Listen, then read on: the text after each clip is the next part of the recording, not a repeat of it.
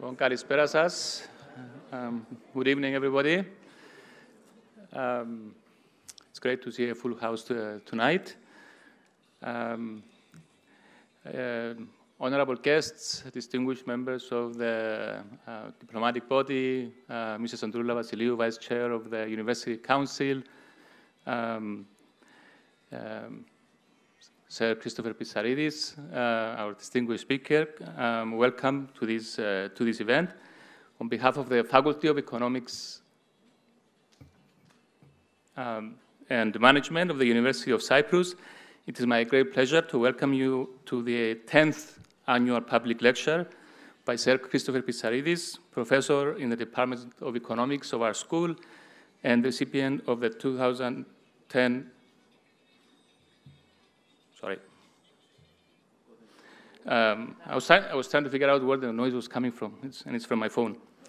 And a recipient of the 2010 Nobel Memorial Prize in Economic Sciences.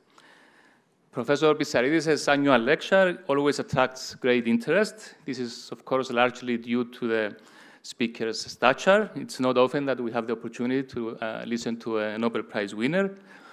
But it's also because he always chooses interesting and very timely topics. Just to give you a roundup of the last lectures he delivered, the first three lectures, 2016, 17, 18, were focused on issues concerning Europe. The first one was sort of shortly after the debt crisis, so he focused on the future of Europe, of the euro, and European competitiveness. The second one was on Brexit, which was current at the time. The third one was on the future of, on the role of Europe in the era of Trump, Xi, and Brexit, which seems very timely today. In 2019 and 2023, he talked about the impact of technology and artificial intelligence on the labor market, on the future of work, which is his main academic expertise. In 2020 and 2021, he discussed the future of Cyprus and Greece in the European Union and outlined an agenda of growth enhancing reforms for the two countries. In 2022, he talked about the impact of the pandemic on the world economy. And last year, he delivered a very fascinating talk on China's rising significance as a global economic player. This year, Professor Pissarides returns to one of his favorite topics, Europe, and the title of today's lecture, as you have seen, is intended to be provocative: The Future of Europe, a Modern Economy, or an Open Museum of a Glorious History. This title reflects the concerns of many people in Europe that the continent is falling behind and risks becoming irrelevant in a world dominated by the United States and China, and perhaps other rising powers such as India. These concerns have led to the commissioning of the Draghi report, which came out last summer, and calls for massive investment to improve European competitiveness. At the same time, Europe faces the necessity of increasing defense spending to reduce its dependence on the United States for security. It tries to address the problem of climate change. And then further complicating the situation, it faces significant demographic challenges with an aging population, and at the same time has to deal with migration flows that are causing strains in European societies. So I expect that these are some of the things that Professor Pissarides will address tonight in his lecture. Before giving him the floor, I would like to say a few things. I always take this opportunity to say a few things about Professor Pissarides' long and close relationship to the University of Cyprus. He's essentially one of the founding fathers of our university. He was a member of the preparatory committee that established the institution and later served as on the interim governing board which managed the university until it became autonomous in 1995. Here you can see a picture of him with, go back, a picture of him with President Vasiliou. The boyish-looking person there in the middle is Professor Pissarides. So this distinguished group of scholars that made up these committees laid the foundations for the creation of our country's first university, which was modeled after successful international institutions with centuries of history. He played a particularly important role in setting up and staffing the Faculty of Economics and Management, who is organizing tonight this event, working alongside another distinguished Cypriot scholar, George Constantinidis, who was at the time a professor of finance at the University of Chicago. We owe much of what we have today to their efforts, and we feel a great responsibility to continue their legacy. As a token of appreciation for Professor Pissarides' contributions to the University of Cyprus and in the recognition of his significant scientific work, the Faculty of Economics and Management awarded him an honorary doctorate in February of 2009. That's the second. Those pictures are from that event. Professor Pissarides continues to help us. By the way, I should mention that that was 2009, that picture.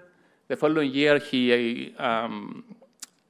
which was the same year that he was awarded the Nobel Prize, he accepted a position to be a professor at the university in the Department of Economics, a position that he continues to hold today. He also serves on our school's academic council, which is a body composed of distinguished professors from renowned international universities who advise and guide us in our continuous pursuit of excellence. I would like to now give the obligatory thanks to our sponsors, which is Alpha Bank, who are sponsoring the reception that follows the event, and our communication sponsor, Politis newspaper. It's time for us to listen to our speakers tonight. Sir Christopher Pissarides, the floor is yours.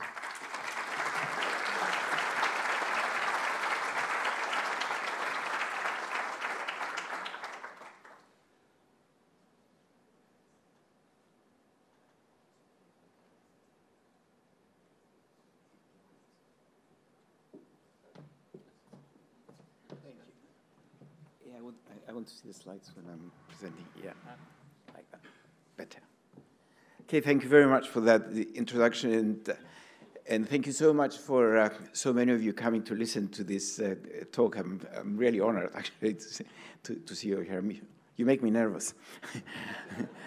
And especially in this place, those pictures that you are seeing, of course, you know, some of us who were up there changed a little since then, but they were actually taken outside this room here when President Vasiliou came to make sure that we're doing the work that he asked us to do, and then look what he created.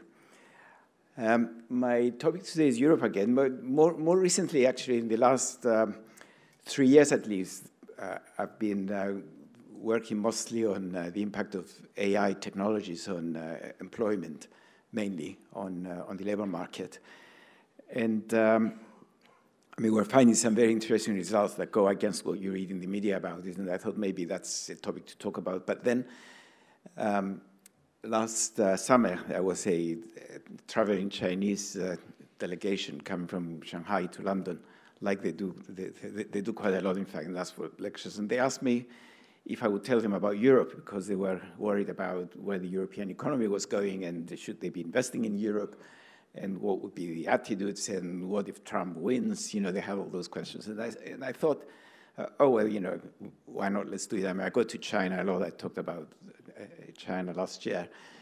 And then in the meantime, as Sophronius mentioned, the Draghi report was published that I read, or rather I listened to Draghi presenting it on YouTube, like most of us do this. Most of us young people do these days. We use YouTube for our education rather than books and articles. And I thought it was more or less it was more or less what I said to the Chinese about the European economy. So I thought, oh, that's good, except that we've given different emphasis, because Draghi, if you listen to him presenting it, he didn't really talk about the labor market as such. He talked about other things.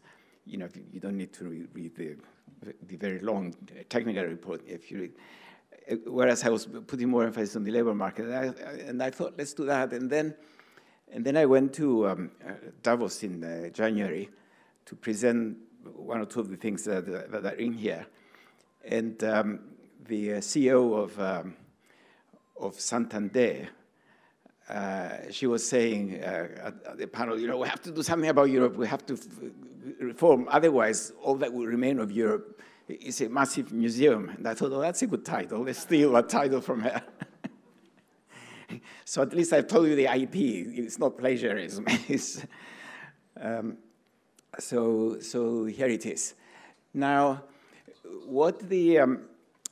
now we're talking about a modern economy. So first of all, what is a modern economy? And you are free to apply to any economy you wish, not least the one that we are functioning with. I think, not just I think, actually, I believe very strongly that the modern economy should be able to provide a good quality of life, mainly, to the citizens. And the quality of life consists of a good income, good consumption levels, avoid poverty, and well-being. In fact, more and more as I work in economics, I think we should be paying much more time on psychology and well-being, and we are collaborating with psychology in some recent work that I've been doing. Now, of course, everything has to be done within the capabilities of the economy. And the second feature of a modern economy is that it should be striving always to improve the capabilities that it has by engaging in research in new technologies, because it's mainly new technology that improves your capabilities. So you have the capability that gives you the overall kind of resources that you can use, and then you apply those resources well to avoid poverty, the main objective when it comes to income, and make people happier, give them more life satisfaction. Now, of course, you might say, well, we're a little Cyprus and so many other countries were little. What can we do about new research? In fact, you don't have to discover new technologies, but what you have to do is that you have to take on the new technologies and adapt them to the needs of your country so that it improves your productivity. And once you improve your productivity, you can provide more social support to improve life well-being. So the important thing for small countries like Cyprus and like most of the European countries, with one or two exceptions. In fact, I'm going to say later on, in all the European countries, but not the European Union as a whole, is that they shouldn't try to discover the next big technology. I was about to say deep mind, but it is good actually if you discover another deep mind. Okay, try to make discovery, but the main thing that is going to make a change in the life of people as a whole is to use the new technologies that are around us, the stock of knowledge. Now, there are some prerequisites, of course, and to achieve those objectives, the modern economy should have a good education system because human capital is extremely important, good training facilities because in addition to what we learn at school, we need to learn the practicalities of how to operate, a good health system, a healthy population is always happier, and strong social support provided to people to help them to enter work and transition to new jobs when the need arises. And with new technologies, the need will arise to transition all the time. That's on the side of the workers, of the population. On the side of businesses, we need good regulation to improve their efficiency and prepare for new technologies, not spend all the time doing red tape and satisfying the regulator, but the regulator should be helping them. And that comes on my final bullet point on this, which is that we need an efficient and modern public sector. And the function of the public sector is to help the private sector, at least the way we're doing it in Europe, which I think is the right way, by the way, to take advantage of the available resources, human and physical, to prosper. Prosperity will come from the private sector. It's the private sector that pays for it's the private sector that pays for the public sector in the form of taxation. Therefore, the public sector should be providing good services to the private sector, not be a sector for its own sake. All right, so that's a modern economy. Now, what's the key problem facing Europe that is endangering it as a modern economy? It is that it's missed on new technologies. And that's the second bullet point I mentioned, which is extremely important.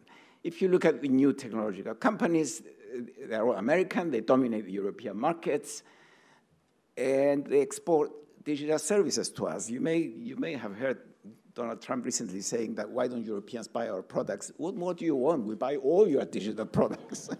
He completely ignores services. He just focused on, why don't we buy American cars? Well, who wants to drive an American car anyway? But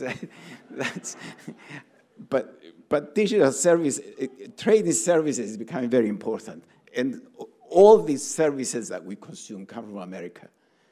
I don't know if there are any exceptions, actually. There might be some, but those are the important ones. Now, if we miss out on new technologies, then we miss out on productivity growth, and we're falling behind the US. And without productivity, then Europe cannot be competitive, and eventually we become a backwater in the global economy. No one cares about us other than selling us things for as long as we have money to pay, but the money will sooner or later run out. Now, where does productivity come from?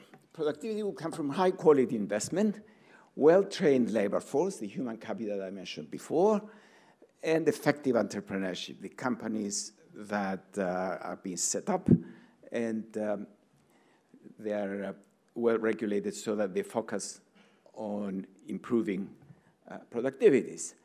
Now, if you look at the contrast of that the big companies show up between Europe and the United States, you'll be astonished. I'm going to show you later. The largest American companies are in IT. They are creators and users of digital services, and they've been established in the last 30 years. The largest European companies are much smaller than the American ones. They are old, and they're in traditional sectors, and most of them are still working with traditional technologies. These are the 10 largest American companies. Number one is Apple. That was set up recently. It's entirely in IT. It's worth $3.5 billion US. The second is NVIDIA, that produces chips for our phones to operate. Then it's Microsoft, that we all use. Of course, Apple is unfortunately, Steve Jobs, who left us rather early. I don't think NVIDIA has a single name associated with it, actually. Of course, Microsoft with Bill Gates, as you know. Amazon, IT retail, we're outside Cyprus at least. That's what we all buy from now. Jeff Bezos, Google, IT, Schmidt, and I cannot remember the name of the current guy, although I actually met him in Davos. Then Meta, which of course is Zuckerman, Facebook, Tesla, well, you know who he is. Taiwan is chips again, semiconductors. Broadcom is an American company that produces chips again. And there's just one that is not in IT, which is Warren Buffett, finance. At one time, Berkshire Hathaway, I think it's called, something like that, full name was number one, but it's been overtaken completely by IT. Now look at the European companies, all very pretty companies that we all use. Number one is worth $375 million US. It's pharmaceuticals. Novo Nordisk, I think it's called. Then Louis Vuitton, luxury, 373. That one, sometimes Louis Vuitton actually becomes the biggest. But compare their size. Then it's a German company, SAP SE, which is in software, which is close to IT, of course. Then Hermes, another luxury company. Netherlands has the only truly IT company in Europe, but it is so much smaller than the American ones. And then pharmaceuticals, Nestle actually is one of the biggest. They don't even make good chocolates, astonishing. Or at least they make good chocolates, but not as good as the Belgian and Swiss ones. I hope the Nestle representatives are not here. I see that silence in the audience. AstraZeneca, which is the UK, although it had one apparent success with COVID, but it turned out not to be a big success. Novartis, which is also Swiss, and then Shell Company. You can see what I mean, that it's recent IT And traditional ones, mainly pharmaceuticals, luxury outfits, clothes, furniture, and so on, and oil, gas for Netherlands, which gives you evidence that that we've missed out on new technologies. Now we do need productivity growth, and I'm going to show you what happened with productivity. If we look at the productivity per hour, which just means how much does an economy produce for each hour of work, up to 2000. You know, since we are economists, we're correcting for the cost of living, which in economics is called PPP, purchasing power parity. Europe was doing okay. In fact, some countries in Europe, Germany, France, were doing better than the United States. But when the digital era began, which some people call the fourth industrial revolution, then the US, not surprisingly, overtook Europe, so that the United States is about 25% more efficient than the European Union, and 15% more efficient than the euro area, which is dominated more by the bigger economies in Europe. And here it is, the euro area in yellow, EU 27 in blue. You can see that in the late 90s, 2000, the euro area was even more efficient, more productive than the United States, but by 2023, the United States became 15% more efficient. This is what the digitalization of the US has done.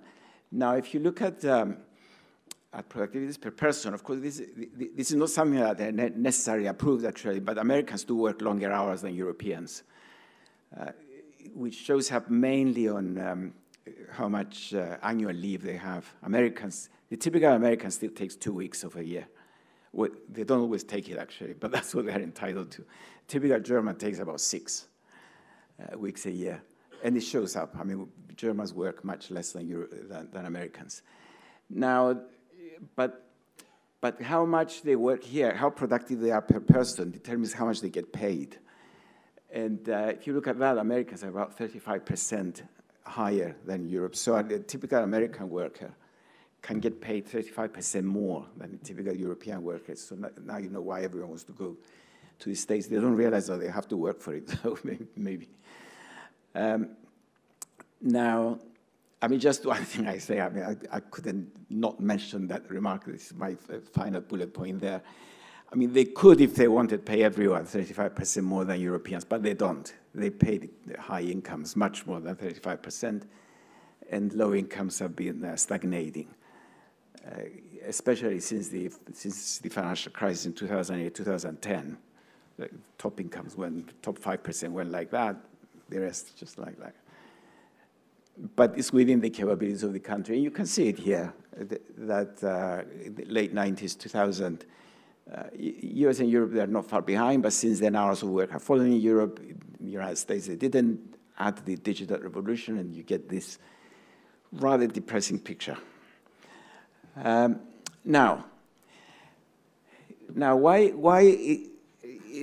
productivity, I hope you're convinced is okay because we can pay ourselves more, you know, we can reduce poverty. Now, why is it important in other ways? Well, it's important because without growth, you just cannot keep Europe going, especially this, what I call the European dream, which is that we have a strong social state. That's becoming much more serious because of aging populations that we're going to get within the next 20 years. And if the population is aging, then there's only one way you can get growth. You know, we work fewer hours because we do. Nothing can change that. We're losing labor force because the birth rate is down. We don't have sufficient number of children in Europe to keep the same population. It's something that cannot change. If that's what we want to do, I think we are entitled to do it. Therefore, we need more productivity if we're going to get more income. If we don't, we lose our competitiveness. We cannot sell our goods abroad, but we still want to buy from abroad. Our currency depreciates if we allow it to depreciate. Investment falls, and we go in reverse. And it's exactly what happened to Greece in the 2012 debt crisis. That's why many people were saying Greece should leave the euro, because at least the currency would depreciate and would help them out. But they did manage to stay and come out, well, 10 years later. Now, what is the vision of Europe that we need to support? It is that when the European Union was set up, I should have said European Union vision. When Europe self-destructed in the first half of the 20th century with those two wars, the visionary Europeans, all those that have their names in Brussels on the buildings in Brussels, they declared that European nations should be brought together, integrate their economies so that that interdependence, economic interdependence, makes a new world unthinkable. That was the objective of the European Union. It was called something else at the time because only 6 countries joined. And it has succeeded in that objective. War between the nations of Europe, it is unthinkable. There's no way you can go in sort of west of Russia, let's put it that way. Now, since then, though, we had more and more integration and an expanding union. With the collapse of the Soviet Union, more countries came in. And new key objectives were added: improving the social state, especially health provisions, supporting vulnerable groups and the unemployed, managing the green transition, that we have a kind of leadership role, raising educational standards, making Europe a more inclusive and diverse society. Inclusion and diversion, again, we are rather leaders. Now, to achieve these objectives, obviously, Europe needs money, and money comes from a more productive labor force. So this is what we need to do, and I'm going to show you what Draghi said about these things later on. Oh, here it is.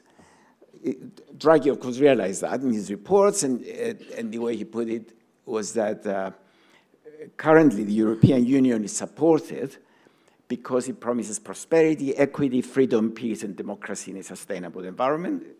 It's a shorthand for what I said in the previous slide. If it cannot provide them, then people will say, well, the European Union has no role to exist. And that's why it's an existential crisis for the European Union. Does it matter? Well, I'm going to show you that it matters a lot. That we do need a strong European Union, not just individual countries prospering, because our competitors are massive compared with the European Union, United States, China, India. Now, to provide these qualities, we need more integration. We need an EU as a single country, less regulation, as Draghi emphasized as well, which is sometimes different across, regulation is sometimes different across national borders, which is even worse than having a lot of it.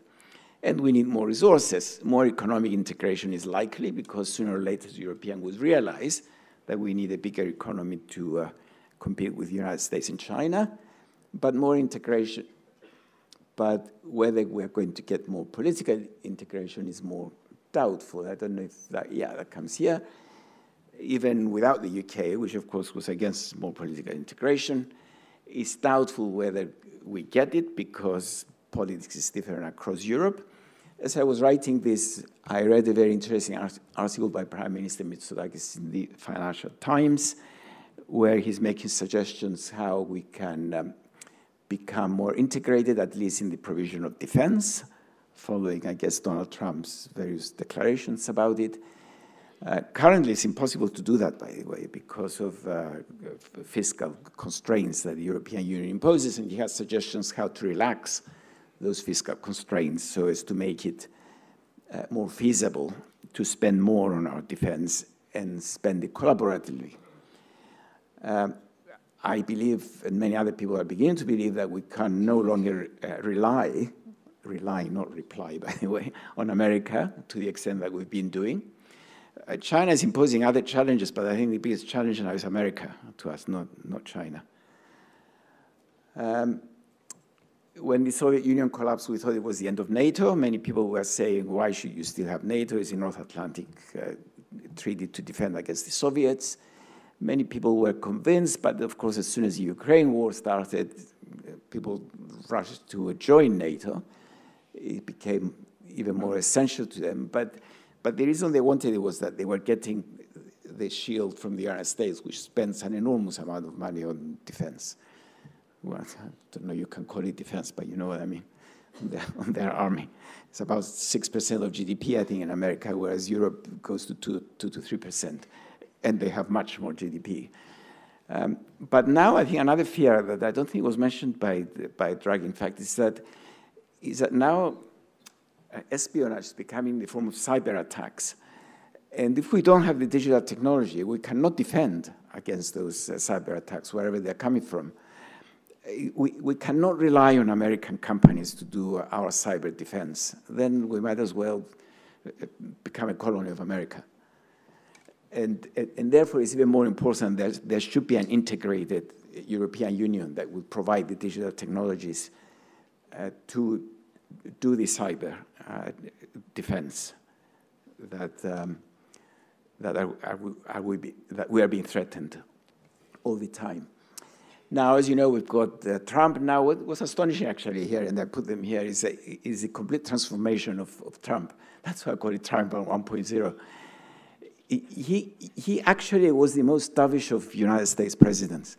He's the only president, I believe, you can correct me if I'm wrong, because I worked it out myself. He's the only president who didn't start any wars, and he didn't participate in any wars of the United States. He withdrew from Syria and Afghanistan. Of course, his withdrawal from Syria did a lot of damage to the Kurds, the traditional allies of America in Syria. But anyway, they withdrew from there. And they withdrew from Afghanistan, succeeded by the Taliban. It was Trump's decisions. And he met one-on-one with the North Korean leader, although he was calling him Little Rocket Man before, and were going to nuke him out. But in fact, they met in Singapore. He was a peacemaker. Look what Trump 2.2 did. In 1 month, he threatened to take over Greenland, use force if possible, to take over the Panama Canal, because we built it, and why should the Chinese use it without our permission, he said. The Diego Garcia military base from the UK, and the UK, of course, I think they agreed to do it, didn't they? Take over Gaza, send away 2 million Palestinians and turn it into a Riviera of the East Mediterranean, make Canada the 51st state, and he wants to form an alliance with Putin. I mean, you know, is that a dove talking? How can we rely on someone who's going like, he actually renamed the Gulf of Mexico to Gulf of America. You know, if you use Google Maps in America, it says Gulf of America. If you use it in Mexico, it says Gulf of Mexico. If you use it anywhere else, in Europe, it says Gulf of America, brackets, Gulf of Mexico, or the other way around. Just because he said, why should it be called Mexico and not America? I mean, it's ridiculous. And he wants to have trade wars. Tariffs is his favorite word to attack people who don't agree with what he's saying. Now, you might say, well, you know, he'll be there for another 4 years. He cannot get reelected, so Europe should be okay. But you don't know if it's a sign of things to come. I mean, he's popular with American voters in what he's doing, and of course, his vice president is exactly like him. So the question is, can we rely on America, or is America going to ask us to be the 52nd state after Canada to defend us? And that's another reason why we should follow at least what Mitsotakis was saying, or develop our digital technologies. Now, what about China? I mean, if you can call threat from China, it's an economic one, because they are becoming very competitive. And it's of a different kind. Chinese population is falling. It has already started falling because of the one-child policy. And they have very, very low productivity, about a quarter of European and even less of American. And normally, this wouldn't be a threat to competitiveness. You know, India is in that situation. I mean, India is not a competitor as yet, in that sense. But the problem with China, as far as Europe is concerned, of course, so it's okay for them, is that it's focused on trade and investments abroad through their budget deficits. So they've been investing everywhere as part of the Belt and Road Initiative. And around 2010, they changed policy and emphasized high-tech investments. And they've succeeded. They invest a lot. About half of their GDP goes into investment. In Europe and the United States, it's about 20%. Of course, the problem is that Chinese don't consume as much as they should be doing, and they're saying that they will correct it. But this policy of extremely high investment and focusing on high tech is that forget about the low productivity economies, created a high-tech sector that is a competitive threat to both the United States and Europe. Look at electric vehicles, for example. You know, they're becoming a threat even to Tesla, let alone to the Europeans. You know, the BYD started as Buy Your Dream, and now it's just BYD. And of course, many, many other things. So that's the threat for China, which is an economic. We should improve our productivity, and we can, for the benefit of both of us. But with the US, I don't know what's going on. You know, no one knows what's going on. I mean, look at Macron going to see Trump to ask him what's going on. So there's no doubt that Europe needs more autonomy. Now, Draghi recommended a three-pronged approach to more autonomy. He recommended close the innovation gap with US and China. Yes, thank you very much. How? He does explain, actually. A joint plan for decarbonization and competitiveness, and an increased security and reduced dependencies, which is what I was saying about, yeah. Okay, well, I'm going, you know, you can read about Draghi if you want. I'm going to focus on another issue. What kind of labor market do we need? And the objective should be to embrace, now the objective of a good labor market is that it should embrace digital technologies. They are not a threat to our jobs, I guarantee you, says he. Currently, they are dominated by AI. AI is our friend. It complements labor. We should restructure our industry and employment to make it more high-tech and more competitive. A prerequisite for this is that the labor market should be more resilient. It's a definition of the resilient labor market. Is this one here. A resilient labor market is one that takes on the new technologies, an inclusive and sustainable economy. It absorbs new technologies wherever they're coming from without any hardship to workers. And I was saying it can be done very easily. It adapts to the its industrial structure to the new technologies through employment reallocations. That's structural change that the economy needs. And it transforms the economy through heavy investments in the new technologies. This, by the way, is coming from a publication by White Shield Advisory, and I should express the not the conflict of interest. I'm heading their advisory board that constructs this index, but it's all their work. I just put some ticks. Yes, good. So I can talk freely about it. I'm not plagiarizing anyone. Now, on that calculation, these are the top 10 resilient labor markets in the world. The United States, because it does all those things with technology. Singapore is amazing, actually, if you see. Well, in fact, I'll never forget what George Vasiliou said. If he didn't have all these problems with Turkey and all that, he could have turned, his ambition was to turn Cyprus into a Singapore of the Mediterranean. It was the right choice of country, I can tell you, because it has the technology, more or less like the United States, but it also has the social state that Sweden has, which puts it there. Because if you saw there, these things should be done through structural changes and by giving support to the workers to achieve a good transformation. Sweden focuses on the transformations of workers.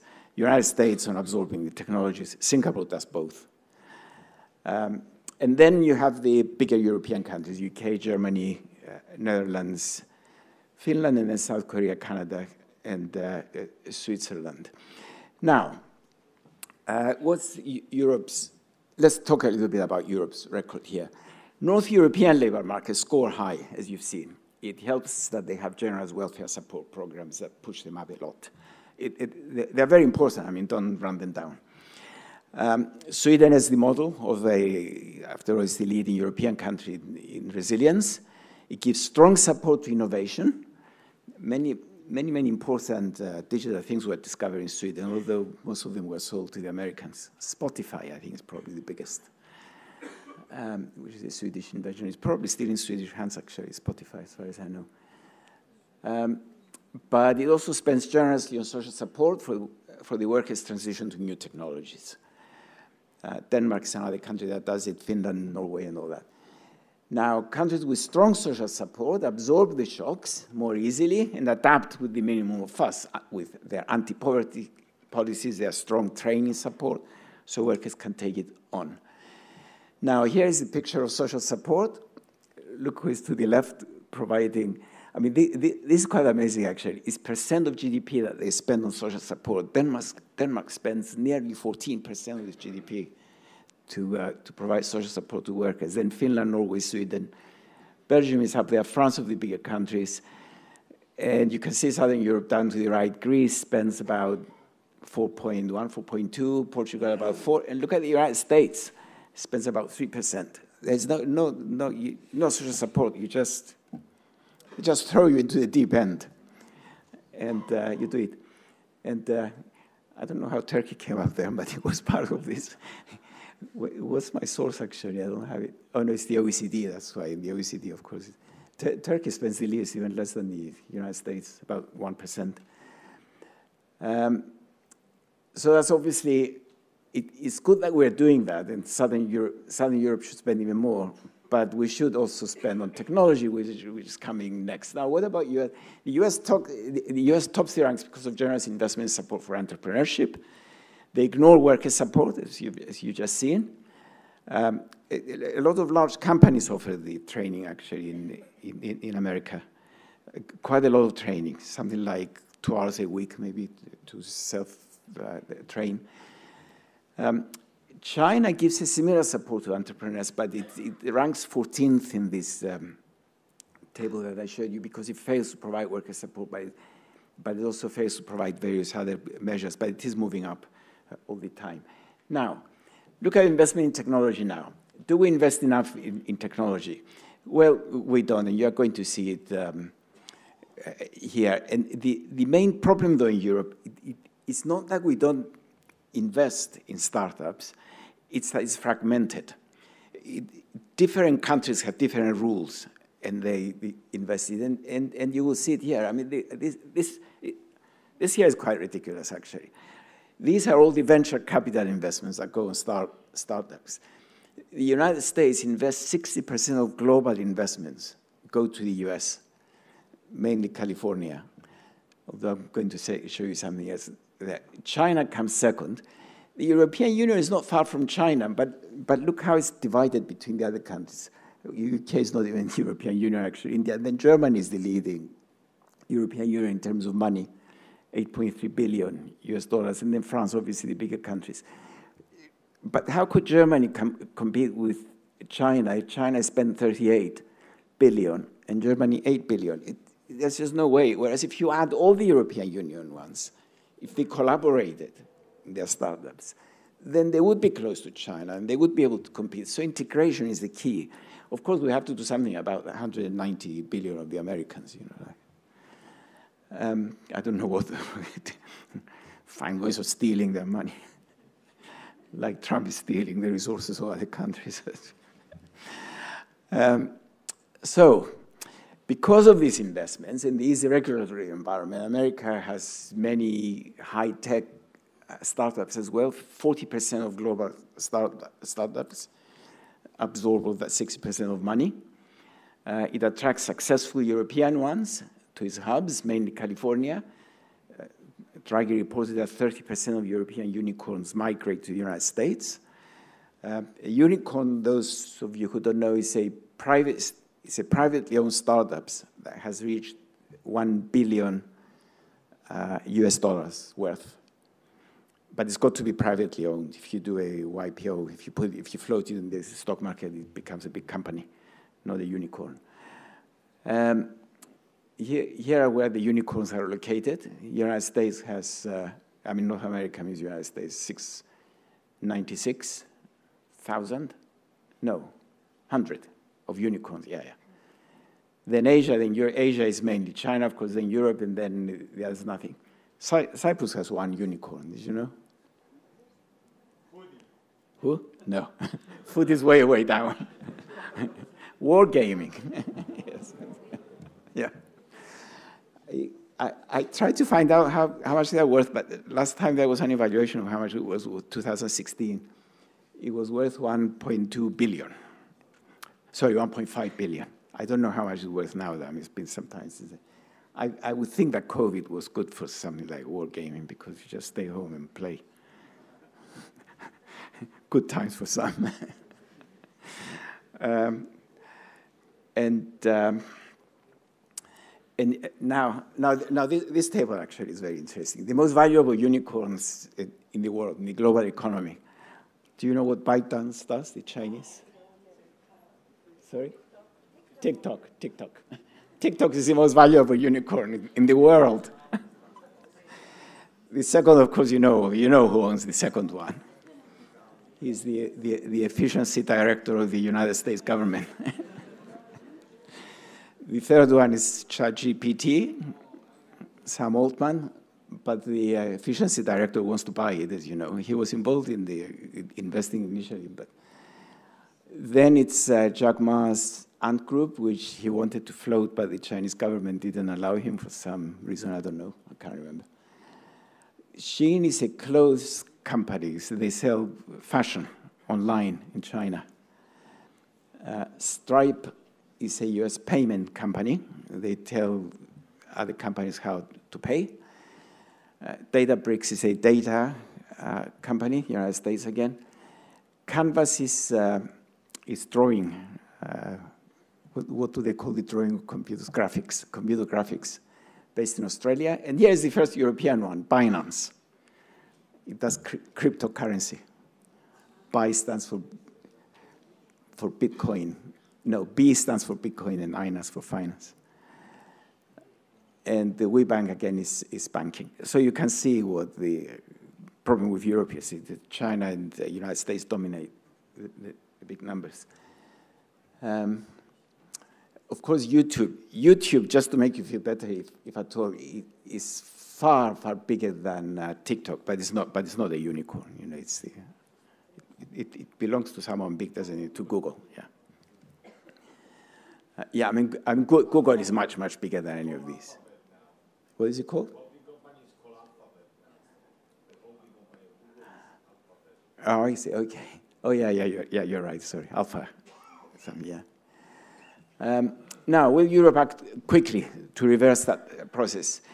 Now, support entrepreneurship entails less regulation. We really do need less regulation in Europe. There's too much regulation coming out of Brussels. Not only out of Brussels, actually. Out of Brussels on the one hand, and out of individual capital, European capitals on the other. I think it's unlikely that it will move very far in that direction. I don't know if you have more experience of Brussels. I mean, I have quite a bit of experience with Brussels. I don't know if you have it. If you take GDPR, for example, many companies say that it's a nuisance that they have to deal with GDPR. I don't think it's going to change. If you ask Europeans if they approve of GDPR, they say yes without thinking. If you tell them, if they have a company, you tell them what they have to do, they get annoyed and say, how can we get forward? Now, there are influential voices pushing for less regulation, so we're not going to get more. We're going to get less, but I don't think we're going to move fast. Less regulation inevitably will bring more inequality, and it's concern. You know, if you don't regulate, then winner takes all in a way, and we see it in the United States. So that is a problem. I realize now that it's more of a problem than I used to think. I remember having arguments with American colleagues who said, oh, in Europe, you never get anywhere, you have so much regulation. That was a few years ago, and I was always supporting it, but I think we should need less. We shouldn't go all the way to America, of course. I would hate to have an economy like the American with the social support that they have, but we should do something. Now, what about startups? I think here the problem is the fragmentation that we have. The overall capital that we're investing is close to the Chinese capital, but the Chinese are much more successful because it's all concentrated. It's all in Beijing and Shanghai, period. Ours is everywhere. And I'm talking about Europe, not just European Union. You know, it's London, Paris, Frankfurt, wherever the Germans are more decentralized, and of course the Scandinavians. And the decentralized system that we have in Europe has different rules and regulations in many cases, and there are no cross-border investments. You know, like I went to a meeting in London of that the Swedish embassy organized, and the biggest Swedish entrepreneur, is he called EKE, was there to talk how to do it. And they have completely different regulations. You know, the British Minister of Innovation was there, and you could see that they were saying, oh, no, you can't do this here, or you can't do that. You know, we don't have this uniform platform on which startups could flourish. And that needs a response, and I think the response that we need is more integration and less regulation. Simplify the regulatory environment. How many different rules companies need to comply with? Harmonize taxation. Improve the legal procedures for corporate investments and dispute resolution. Cut down waiting times in dealings with the courts and public sector. We do know about waiting times for courts. If we don't know in Cyprus, no one knows. We do need more fiscal transfers to facilitate the concentration. I mean, you're saying that the United States is one economy, but it's not the whole economy that gains that. It's only 3 states, actually, in the US that produce the digital technologies. One is obviously Silicon Valley, where lots and lots of them are there. Apple and Google and all that came out of there. The other one is Massachusetts, based around MIT, Harvard. And the other one is Washington State, mainly because of Microsoft, that's Seattle. That Bill Gates lives in Washington State. Seattle is famous for Microsoft, Boeing, and Starbucks. And that puts them in the map of digital technologies. Yeah. Europe doesn't have a critical mass. Now, you might say, well, okay, suppose we choose Sweden because it's got the start, because it's already there in a way, and we turn it into a Seattle of Europe. The weather is as bad in Seattle as in Sweden, so it would be a good one. Will the other European countries accept it? Who knows? You know, they should do, if we want to have a single European Union. So adoption needs to be, now what my view is, and I believe strongly about that, although sometimes people call me an elitist kind of for saying it, everyone needs to adopt the technologies and adapt them to their environment. But research and discovery should be concentrated at the best places. The people who object to that, I use COVID as an example. You know, if suddenly we get a pandemic and we want to discover vaccines for that pandemic, and governments spend millions, billions of dollars to do it, would you rather spend those billions in all hospitals operating, or would you rather choose the best hospitals and spend it there? That's what they did, and it was effective. You know, in Britain, I'm familiar with all the COVID research money was spent in Oxford and London, in the top hospitals of Oxford and London. That should be concentrated. But once the discovery is made, then you should give the money elsewhere so that all hospitals can apply the COVID vaccine. And things follow elsewhere as well. With medical research is the obvious. But people say, oh, you know, because you're always at top universities and because you want the money to go to the top universities, you know, within limits. Now, another reason for more integration is that if we go back to Draghi's vision, that the European Union established generous funds to achieve equity across the Union. The cohesion fund, is it still cohesion fund? Yes, yeah. But it hasn't achieved it. And the debt crisis is a good example of failure to collaborate for the common good. I sympathize with Varoufakis, actually, on the debt crisis.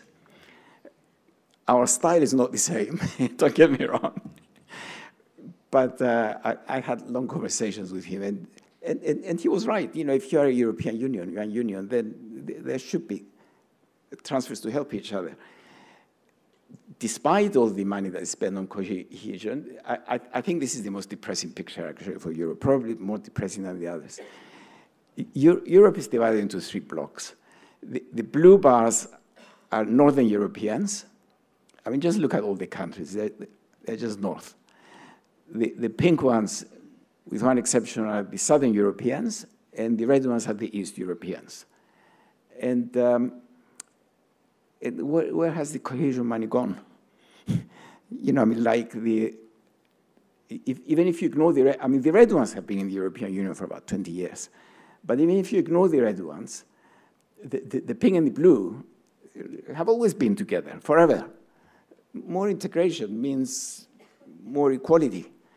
And then if you look at how much they're investing, because the investment has to be done on their own, you can see that there isn't much future. The Northern Europeans, I use as an example Germany and Sweden, look how much they're investing, 2012, 18, 23. Look at the South, Greece, Spain, Italy, or below. But the East Europeans are investing a lot. So the East Europeans will sooner or later catch up with the South. But I doubt whether the South will ever catch up with the North. I mean, I know this catching up is very, very slow. You know, those of you who learn economics, you learn that, oh, sooner or later we're going to get into the solo steady state, as we call it. The sooner or later might be 40 or 50 years. But I don't even see it within 40 or 50 years. With these pictures here. Now, this picture is just to cheer you up as Cypriots, this one here. The blue bars show the relation show the income per capita of countries in relation to the average of the European Union. So Sweden has 157% of Europe in just before COVID. Germany is 125. Italy is about 98. Cyprus shows as about 82. The red ones shows what happened to those relativities after COVID, 22, 23. The only country that made any progress in the right direction is Cyprus. I think it's a statistical error, by the way. But I didn't have enough time to go deeper into the sources of the statistics. maybe some of you. But that's what Eurostat shows. But, you know, like you can see Hungary moving in the right direction. You know, like what I call the right direction actually is those that have a blue below 100 should have a red that is higher. And those have blue above 100 should have a red below. So that eventually you'll come around 100. It's a little bit, you know, Sweden dropped by about 2 percentage points, Germany dropped by about 2 percentage points, Italy hasn't moved, Spain went the wrong direction. So they're obviously not performing. Cyprus is the only one that went up by about 6 or 7 percentage points. Portugal by 1%, Greece by 1.5, I think that is, and Hungary by 2, Bulgaria by 2. So very, very slow adjustment, and with the exception of Italy and Spain in the right direction. So we are fragmented. What have we learned from those statistics that I showed you? We are still divided between 3 blocks: northern, high productivity and income; south, lagging behind the north; eastern, trying to catch up, but still way, way behind. This, I think, needs fixing. I don't care how they fix it, but it has to be fixed if the European Union is going to survive. Even Draghi will have failed. And if we're going to fix it, we need the better technology along the lines that I showed you before. Now, I think that if we're going to fix it, okay, this is my suggestion. We do need a strong Germany. It's the biggest exporter of Europe. It's the biggest contributor of funds to for European integration, although they're giving it away very grudgingly, but they do eventually. As long as Schäuble, you see, Wolfgang Schäuble is not there.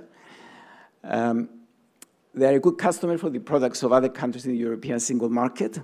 They buy lots of the agricultural products of the South. I hope they buy lots of Cyprus potatoes, although there won't be any left actually this year, potatoes producers. Now, starting with the Ukraine war and Russian sanctions, Germany did suffer more than other countries because of the extreme reliance on Russian oil. It's now found alternative sources, but there is still poor investment and aging population. German employers are complaining that they cannot find technical expertise, that the workers are not sufficiently well trained, they don't want to work long hours, they are always leaving. It's not in a very good state, this economy. It prospered, of course, in a European growth. It competed successfully with the United States, China, and Japan up to about 2015, 16. But now it's stagnating. I think despite the things I mentioned before, it's because it's failed to update its industry. That's the key problem with Germany. It really, using the car industry as an example, I mean, it prospered on the back of its very successful luxury car industry. I mean, the three big luxury brands, Mercedes-Benz, BMW, and Audi VW. But now, currently, their combined net worth of those three companies are less than 20% of Tesla alone, and it's only half of Louis Vuitton. It's quite astonishing, and it's a failure to go electric. That's why they're talking about putting tariffs on Chinese electric vehicles, restrictions. You know, I mean, invest, don't stop the others. And these are worrying signs for Europe. It needs to reform, otherwise it might become the sick man of Europe again, as it was in 1999 when Schroeder did the recoveries and Merkel stepped in and enjoyed all the good returns from Schroeder's work. It needs to invest in good digital infrastructure, which it hasn't. It has to find ways to motivate these young people to train in tech subjects, which they don't do according to the employers, and companies to invest in new technologies. Now, the nice thing now is that it's easier to do the reforms now. Schroeder had a much harder job at the time because the unions were very strong in the old manufacturing. But it doesn't need political will, but it doesn't have a government that can take big decisions. It has to compromise on everything. And that's what's worrying me about it. But I said that we are open. We are doing very well on tourism. I don't like tourism very much, I have to admit, because it works against environmental goals. I mean, I know it's necessary, especially for Greece, Cyprus. But we need to improve the quality of the product. The demographics don't work against it. Aging populations increase demand, but they reduce supply. And tourism needs labor. You cannot automate tourism. Where are we going to find the workers to serve all these old people who want to come to Greece and Cyprus? Modern productivity improvements requiring new technologies. Tourism will never improve in productivity. It's technologically dead, basically. So it's a good thing, but there you go. Here are the, I mean, would you believe that the most popular country for tourism is France? I mean, I don't blame them. I love going to France. But I was expecting to find out it's France followed by Spain, United States, Italy, Turkey, Mexico, UK, Germany, Greece, Austria. If you see, I mean, look, 100 million people go to France for the tourism every year. But the striking thing actually is the third column. You see how much tourists spend in each country on average in US dollars. And of course, they spend most in the United States because it's so expensive. And it is big. Second, UK. People were complaining that Greece has become too expensive, but they still spend it's still the cheapest of the main destinations. I mean, just imagine having a nice holiday in Greece for $600. I don't know how they do it, actually. I could never have a holiday for $600, but anyway. And you can see the percentage of GDP where they, I mean, Cyprus is about the same as Greece, I think, it's about 20% of GDP, correct? Not as much, a bit lower. Yeah, I saw one number that was close to 20 and one that was lower. And that's why they want to go. This is the UNESCO World Heritage Sites. The first country of heritage sites, you will not be surprised, it's Italy. The second country, which one is China. But China is bigger than the size of Europe. If you put all Europe together, it's way, way above. I got this picture from an article which said, "Why is UNESCO so Eurocentric?" written by an African economist. And he said, oh, it's because everyone on their council is European and they like European art and history, and that's why they keep those World Heritage Sites. I don't think so. If you read what are the heritage sites, it's obvious that, that it makes sense to see this table here. So that's because I thought I might have depressed you with my statistics. So here. What's the most copied building in the world? This is my last one. Burj Khalifa. No. Which? No. I'm astonished. Eh? Yeah, I heard the right answer. There it is. There's almost no educational building in the world that doesn't have this facade. Yeah. So here it is. That overall, we've come out well out of our various crises, but we do need to take advantage of new technology. It's essential that we integrate more to do it. It can be done, but it's very, very hard work. Thank you very much for listening. There you go.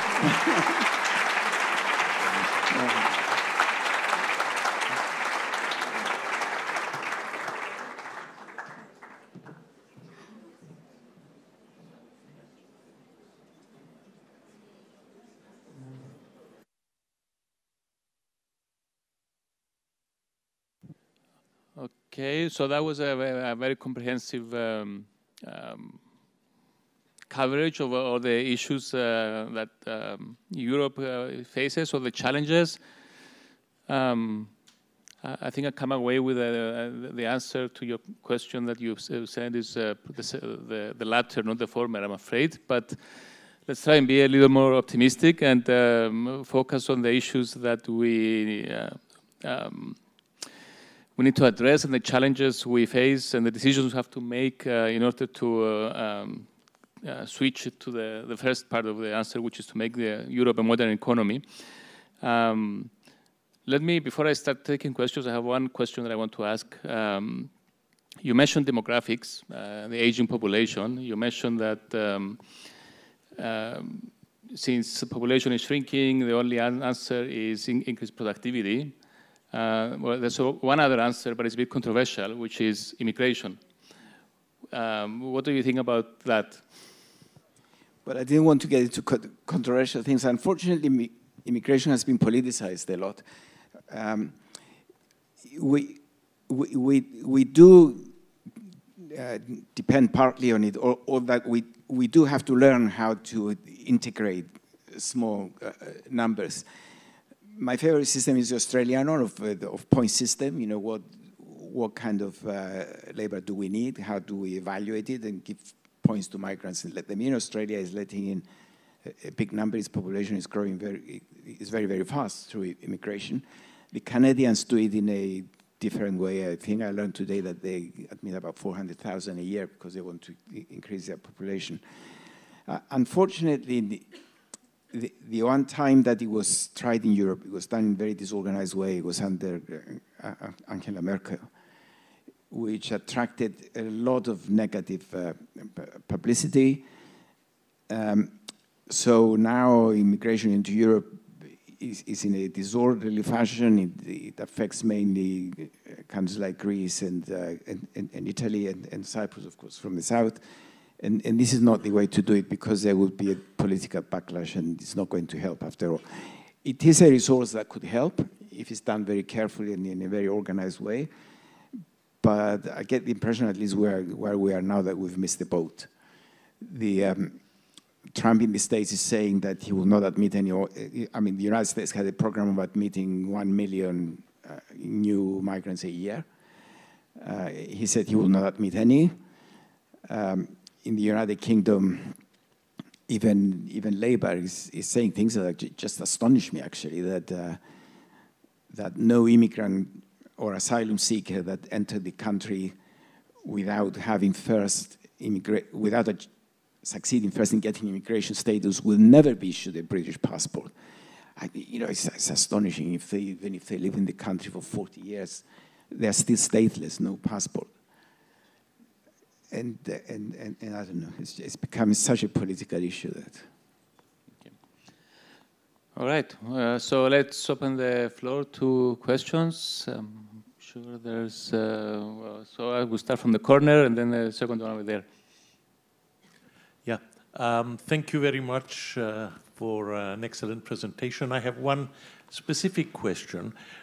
Why does deregulation necessarily increase inequality? You see, because of the way the new technologies are, that they have vast economies of scale. So we only need one Microsoft, for example. So if you don't regulate monopolies and you allow them to grow, then it will dominate. You know, like the word processing programs, there used to be a word perfect. I don't know if you remember it. And gradually, you get only one. I mean, look at telephones. It's very good if we all have one beginning with an I because they communicate between them. You know, you use an iMac and an iPhone and an iPad. That's because, you know, these are extreme examples, but it's because you allow them to monopolize. Although there is an antitrust commission in the United States, it doesn't seem to worry about these things. Whereas if we keep breaking up the companies, then, of course, you know, they don't develop that way and they become more equal. The way I was pointing that out, I wasn't saying, you know, you should continue to regulate to avoid the rising inequality, but be aware that this is going to be one outcome, and we have to have policies against inequality. It's very difficult to know what policies to have against inequality. Lots and lots of economies are working on it, but they haven't come up with anything revolutionary yet. But sooner or later, we're going. Again, I mean, I should stop talking about Sweden as if I'm Swede, but which I'm not. But the Scandinavians had the best ones. They found the best solutions. But it's expensive. You know, you saw how much Denmark and the others were spending, about 14% of GDP in providing public services. And if you provide public services, then that, of course, is part of consumption, and that reduces inequality. Thank you for your lecture, Professor. It's a very simple question. It is clear and evident from what is gathered by the lecture that America is doing very well. Why does Trump want to change things then? And this is a question specifically tied to the tariffs he wants to impose. Whilst we know historically, tariffs have never benefited nobody. Thank you. Well, just, I mean, a tiny, although you're right in what you're saying, a tiny correction, tariffs have benefited new emerging economies to protect the infant industry before it grows. But of course, America doesn't worry about infant industry. It's just political. I mean, if you're asking me to read Trump's mind, we'll get nowhere. It's in fact, where I think America is doing very poorly, and that's why I was never tempted to go and live in America, to go to one of the American universities. Trump will make it worse, if possible. You know, I mean, I just get shocked walking on Fifth Avenue in New York and seeing people on the pavement sick and starving and everything. You know, I mean, it's just not right for the richest country in the world to be having that.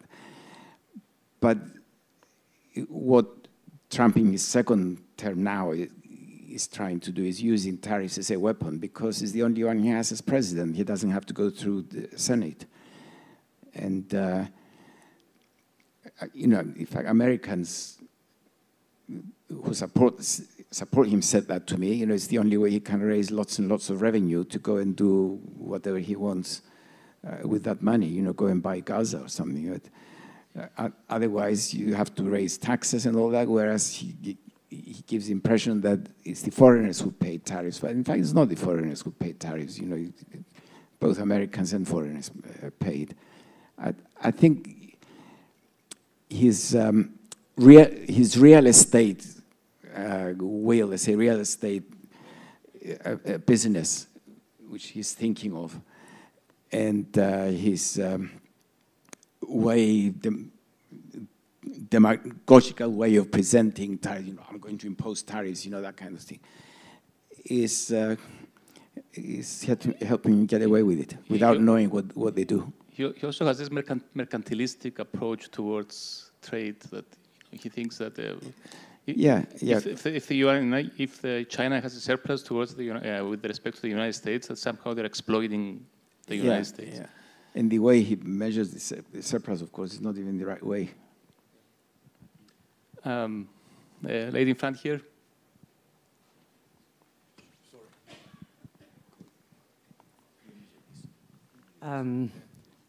Professor Pissarides, you have given a very provocative title to your exceptionally good lecture.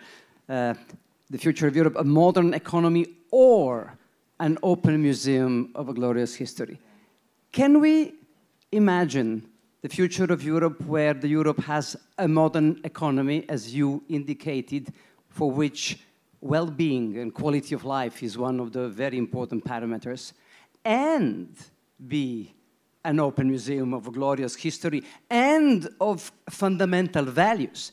Because can we be a modern economy if we marvelously increase our productivity, but we lose our values, we lose our souls, we end up in dictatorships, autocratic regimes, and in fact, Trump 2.0 is immediately attacking the democracy in Europe and the values, and that is the way to defeat us even more than by productivity. So what is your thought about this? Well, actually, if you look at the second slide I put up, I include those things in a modern economy. I think America is going backwards with Trump. I mean, America is supposed to be the leader of the democratic world that everyone should follow, and new countries should adopt constitutions similar to that. I mean, who wants to become America of the after Trump of the emerging countries? I mean, I wouldn't call that I mean, it's a modern economy with respect to technology and with respect to these dealings with business, where the Democrats and the Republicans are very, very similar in that approach. But the political environment has become so toxic that what Trump is doing, I mean, just think 2020, the way they went to raid Congress, something, because he said there was fraud. I mean, this is not how democracies work. Heaven forbid we become like that. But if you notice, I've always been emphasizing that Europe needs more integration. It needs to stay together to pursue its ideal of a good, strong social state. And of course, our glorious history will always be there. My preference is for more controlled way of doing it, which unfortunately is not controlled everywhere. Like sometimes you have to bribe to go and see something, one of the jewels of European art. Have you tried to see the Da Vinci at the Milano Duomo? You need to bribe one of the people who go and buy the tickets before everyone else to give you one. Okay. It's worth it. Other questions? All right, let me take one from the back over there, and then I'll come to the front over here, the second one, and then Mr. Iliadis, third one. Okay. Thank you very much for the thought-provoking and interesting presentation. You emphasized strongly on the need to integrate and maybe centralize a few of the efforts of European Union countries. For example, the Sweden example you gave for startups, a startup hub, for example. So in the experience of the Brexit, what would be the dangers, for example, if the hub moved out of the EU? Are we able to regulate it or deregulate it somehow? So you say if a country moved out, or if the hub that after it was If we established. decide to build the hub in Sweden, and Sweden decides to Good move to question. Greenland. It should. Well, we should do it like the way. You know, we need some new visionary fathers who will make it unthinkable that anyone will want to move in the way they defined it in 1950, 1951. You know, I mean, you might say in 1950 as well, you know, like, what if we come together and we start spying on each other and then we go in for a third European war? But the way they did it, it became unthinkable within 20 years or something, you know, by the 1960s.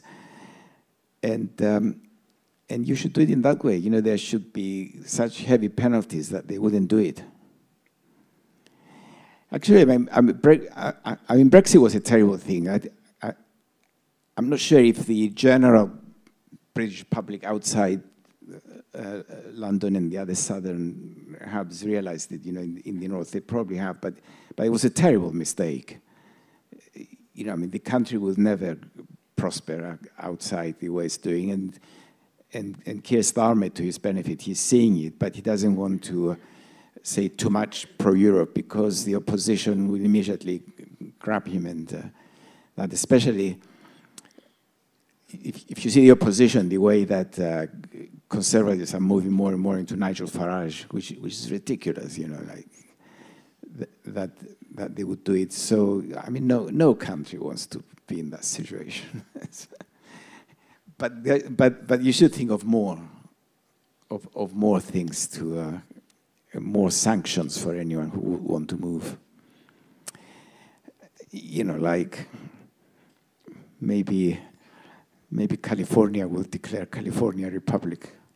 I have it. You can buy T-shirts actually that say California Republic. But maybe that's why they haven't established the hub in Texas, because Texas might be a little bit more serious, the one-star state. Okay, next question. Next question over here. Thank you. Professor Pissarides, thank you very much for a very interesting lecture. Two questions. Last week, Professor Draghi addressed us at Econ, and his suggestions to the European Union was that we finance, as a European Union, we finance this investment that we need in order to keep up and be competitive with the United States and China in a twofold manner. First of all, by issuing debt, a new issuance of debt by the European Union, just like happened in the pandemic. And number two, by moving very swiftly with a capital markets union, so that we bring in the private sector that has to come into the play of amassing this huge amount, which according to Professor Draghi last week, is 750 to 800 billion euros per year needed by the European Union in order to keep up and to reach the competitive levels and be at par with the United States and China. So these are the two methods that Professor Draghi suggested to us last week, and I was wondering whether you agree totally or partly, or if you would have another suggestion.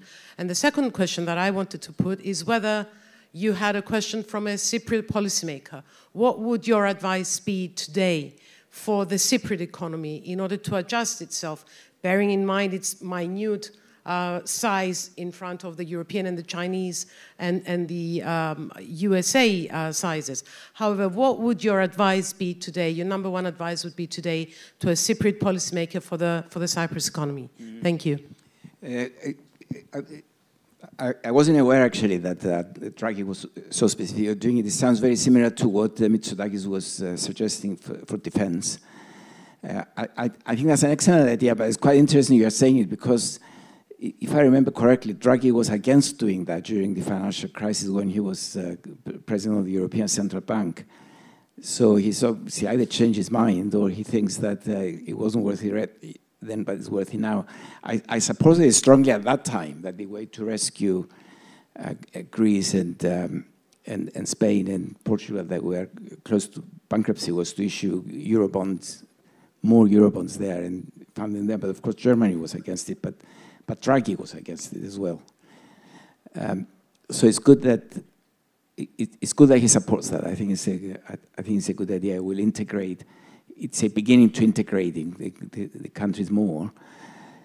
And as I was saying, that for defense integration as well needs to be based on something like that is taken outside the fiscal rules. So he's basically saying that investments in new technology should be taken out of the fiscal rules for each individual country and do it as European-centric. I mean, Cyprus has a long way to go, actually, in doing that.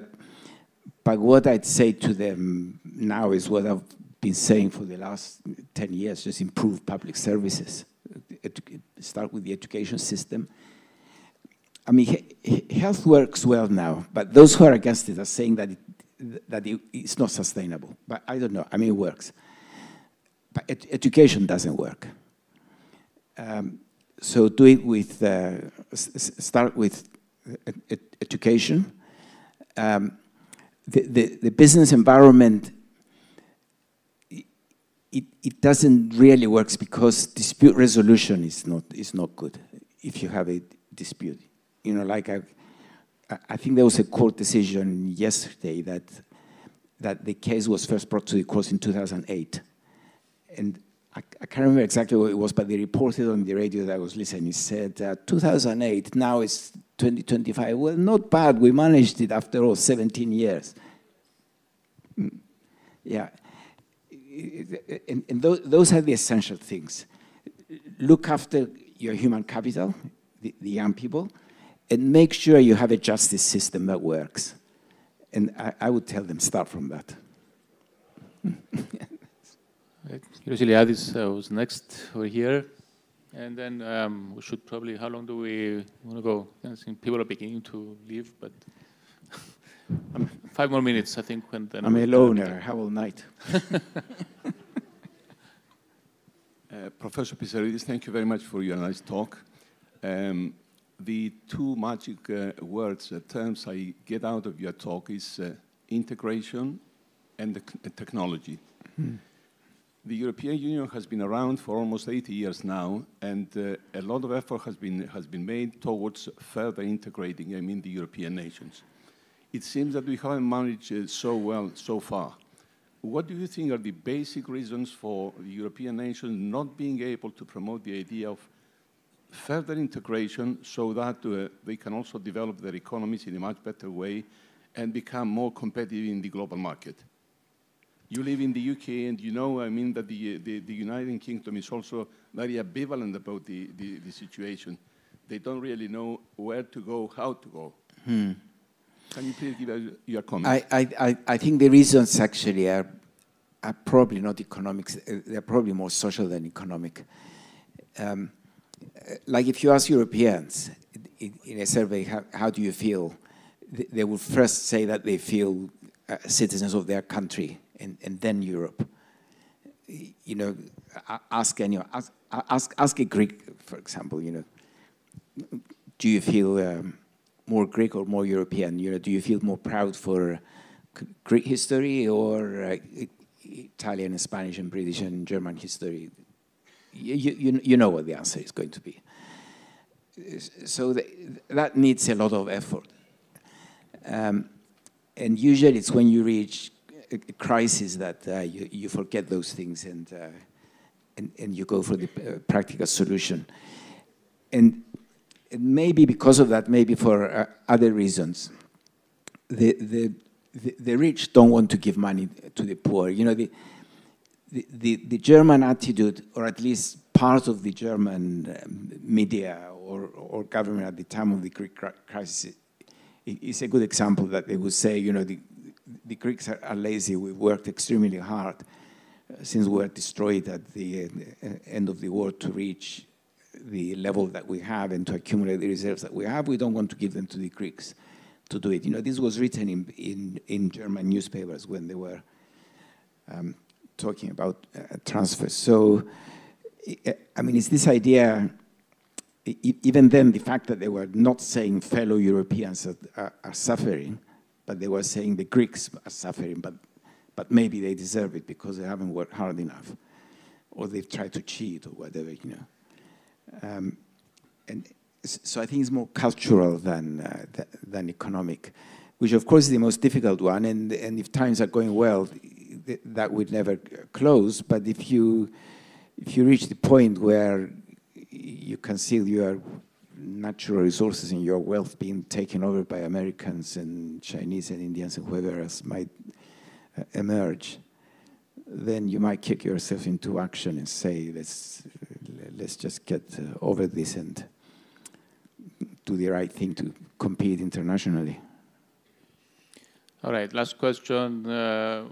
One here, two questions, and one at the back, and then we wrap it up. You see, one very quick thing. I mean, it's obvious that America is that, I mean, the Chinese have been one nation since the time of Alexander the Great. You see, if Alexander, you know, the first dynasty in China was about the same time, soon after Alexander's, about 200 BC. Maybe if Alexander went west instead of east in his campaigns and integrated that economy, we wouldn't have these problems now. Right, the back and then the front. Okay. Person in the back. Okay, how about we take this one and you have the mic, and then the other mic to the person in the back. Thank you so much. Well, thank you so much for the lecture, and I'm flattered all the information about Sweden, considering being a product of Sweden. Are you sure it's switched on? Is it on? Can you hear me? Yes. Yeah. So thank you. We see with Europe now, with the political landscape and all moving towards the right wing, and with the elections now we saw in Germany and continuing, is that, for better or worse, helping for the integration between European countries, or will that hinder that potential of integration between the countries? Sorry, say that again? Well, the right movement of populist parties leading European countries, will that help lead to this integration potential, hope, dream? Oh, I don't know. I don't know anything about politics. But this is the thing. The European Union is a political becoming, or at least it's a political Actually, movement. I can prove you that I don't know anything about politics. My son asked the ChatGPT if I would make a good minister of finance in Britain. And he replied, well, Christopher Pissarides is a distinguished economist, but you need more than economics to become a good finance minister. There you go. So that's my answer. I haven't used ChatGPT since then. Well, I'll go home and check it. Thank you. Check if they change their mind. Yeah. All right, I think maybe we should wrap it up. I know there are more questions, but I think people are getting a little restless. We can continue the discussion outside. Thank you very much for this long, comprehensive talk. Thank you. Thank you, everybody, for being here. Thank you to our sponsors, Alpha Bank and Politis newspaper. And please join us for the reception outside where we can continue the conversation.